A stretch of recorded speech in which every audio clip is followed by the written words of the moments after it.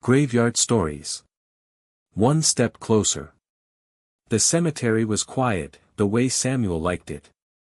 He woke before dawn, laced his work boots, and stepped into the cold morning air.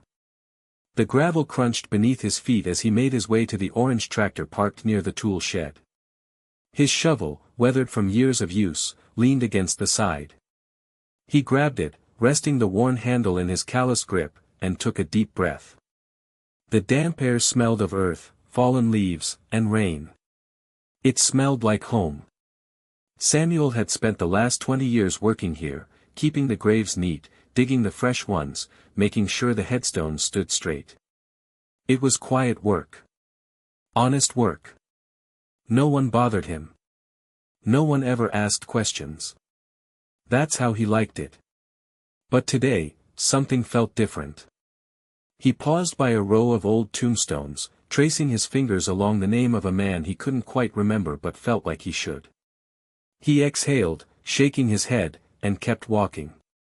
The weight in his chest had been there for as long as he could recall. A deep ache. Some men drank to silence it. Others fought. Samuel worked. The labor kept him from thinking too much. About the past. About the people he lost. About the feeling that something had been stolen from him long ago, something he could never quite grasp. As he reached the back of the graveyard, near the oldest section, he saw a new headstone, one he didn't remember placing. The earth was undisturbed.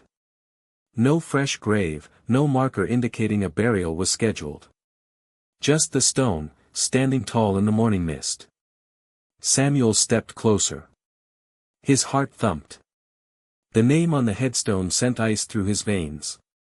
Samuel Hayes, 1985 to 2005, beloved son.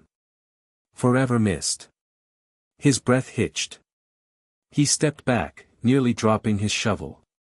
His vision blurred, a rush of memories slamming into him like a tidal wave. The accident. The flashing lights. The rain. The shattered glass. The cold. The voices calling his name, fading, fading. He stumbled back, hands gripping his head. It didn't make sense. He had been here for years. He had built a life in the graveyard. Hadn't he? The work, the silence, it had kept him sane. Kept him grounded. But now, the weight in his chest lifted, replaced by something worse.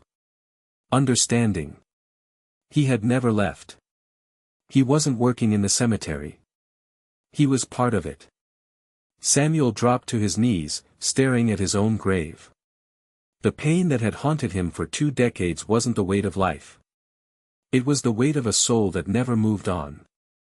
And now, finally, he understood why the graveyard had always felt like home. Because it was.